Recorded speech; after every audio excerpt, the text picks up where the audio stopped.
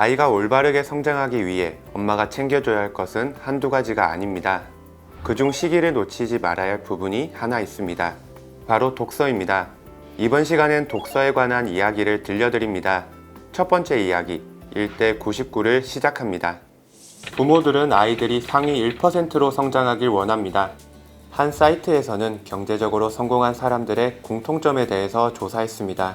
매일 목표에 집중하는 것부터 미소를 짓기 위해 치실을 쓰는 것에 이르기까지 9가지를 나열하였는데요. 그중 눈에 띄는 부분이 있습니다. 바로 책과 관련된 내용입니다. 특히 독서에 관한 부분에서는 다른 항목에 비해 월등한 차이를 보입니다. 86%의 부자들은 독서를 좋아한다고 하였지만 평범한 사람들은 26%만 좋아한다고 하였습니다. 더 나아가 매일 30분간 독서를 하느냐에 대한 질문엔 부자들은 88%가, 평범한 사람들은 2%만이 독서를 꾸준히 하고 있었습니다.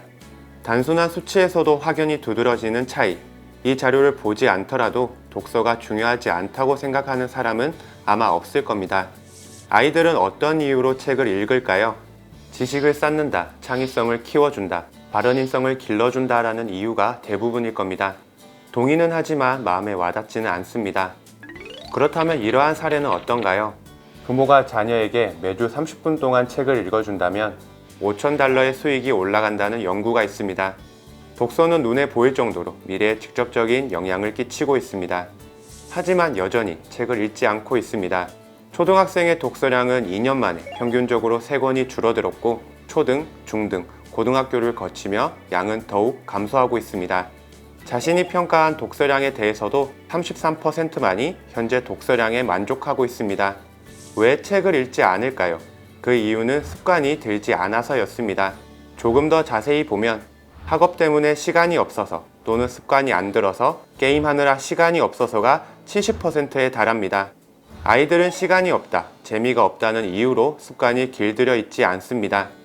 하버드 졸업장보다 소중한 것이 독서하는 습관이다라는 빌 게이츠의 말처럼 우리는 책을 읽는 환경, 습관을 만들어주는 것이 우선입니다.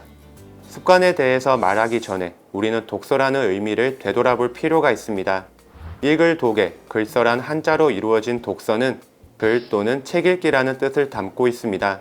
그래서 우리는 아이에게 열심히 책을 손에 쥐어줍니다.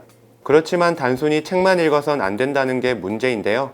책을 통해 배경 지식을 쌓고 배경 지식을 융합하여 자신만의 개념화를 하고 이를 통해 주어진 상황에 따라 문제 해결을 할 수 있는 역량을 키우는 독서가 진정한 의미의 독서입니다.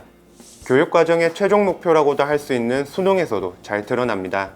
점차 어려워지고 있는 수능, 지문의 길이가 길어져 문제의 수준이 올라간 이유도 있습니다.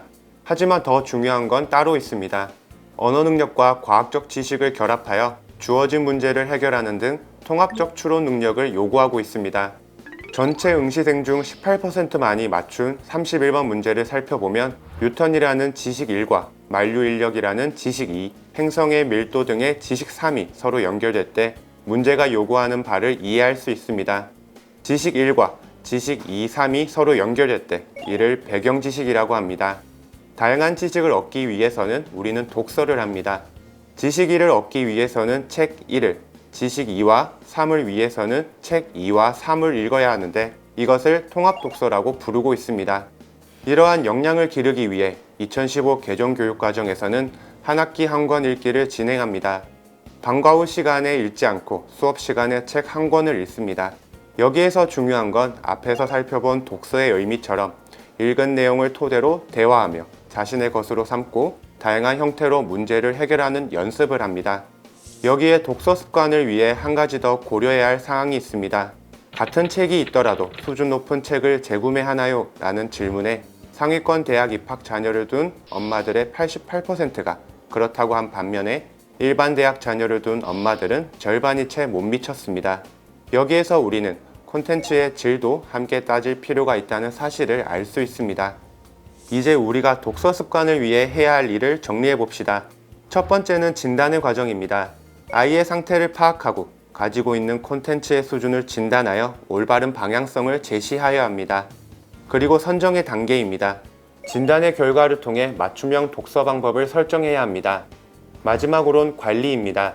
지속적으로 습관을 잡아주기 위한 체계적인 관리와 독려가 필요합니다. 1과 99의 차이는 커 보입니다.